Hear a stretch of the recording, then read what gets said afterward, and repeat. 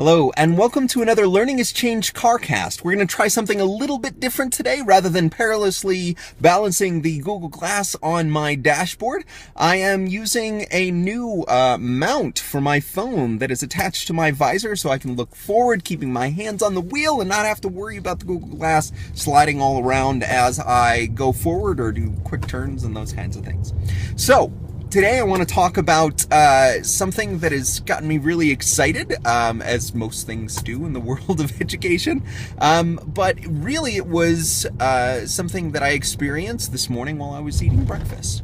And I was watching a roundtable that was recorded from the personalized learning field managers on what is blended learning. And not only did I learn a whole lot about their experiences in blended learning and their really concrete examples of what it looked like in their own classrooms, but I also started thinking a lot about how valuable it was for me to gain that knowledge while I was eating breakfast. And immediately I reached out to them and I said, hey, this was great. I really enjoyed it. And it makes me want to, do more.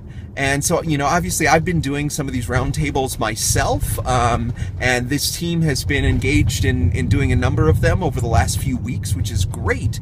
But Jessica Raleigh said something that I thought was really quite great.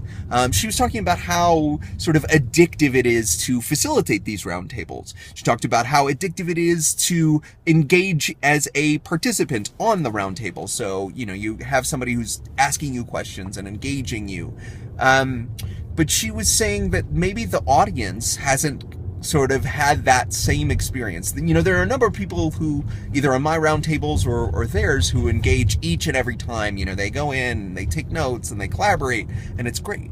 But to a certain extent, I think that the participants on the roundtable are, getting maybe even more out of it than the people watching, which I think is cool. And I really like that is the connection that you're making, and that the people on the roundtable are able to sort of dig into key problems and to further collaborations. I've started work with other districts in a really big way based upon the work of the roundtables. So, those are great collaborations that are started, but how is it that we could organize them so that the audience members have that same level?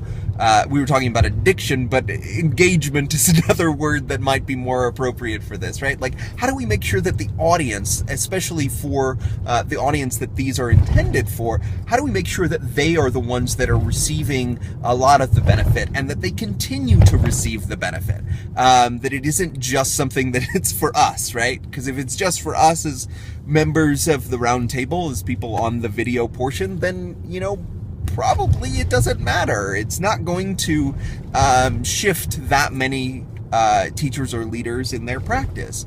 And so we were talking about what if there was a course catalog of all of these amazing roundtables as sessions. What if you could search through them and see all of the badges that were possible that you could get credit for? What if you could see all of the notes documents and continue to ask questions? What if you could engage the people on the panel that were there and they would get the message and you could keep on engaging them? You could keep on asking questions to those people. And so we started brainstorming the idea of a Roundtable University. A course catalog that you could search through and engage with, and that you would see all the roundtables, the past ones, the ones that are happening, like maybe even right now, like, hey, there's a roundtable happening, click, I'm in. And the ones that are happening in the future. And I started thinking about, well, where would that go? So that's the question that I have for anybody that might be watching this. Where would that course catalog go? Would it go in a WordPress site? Would it go in Moodle? Would it go in a Google site? How would we work that where we would actually have the collaboration happening sort of over time and not just in that one moment where the roundtable is happening? Because these are so much more valuable than just that one moment. So I'm going to leave that question out there. How would you organize that? What would it look like? And what would you want that Roundtable University to do? I could see the idea of, having almost roundtables on roundtables, right? Like, how do you do this? How do you facilitate? How do you do all these things? And it would allow for people to engage in it in another way where they would start to take part. So that's an idea, obviously one that may or may not take place. I'm going to be playing around with it. So if you have any thoughts, leave it down in the comments. I'm going to link also to the video that the personalized learning field managers from Denver Public Schools, the video that I engaged in this morning while I was eating breakfast. I'm going to link to that. And let me know what you think of that one and this one and all of those other kinds of things, because I think there's something here, and I'd like to explore what it might look like. Thank you so much for watching, and I hope wherever you are, your day is really good.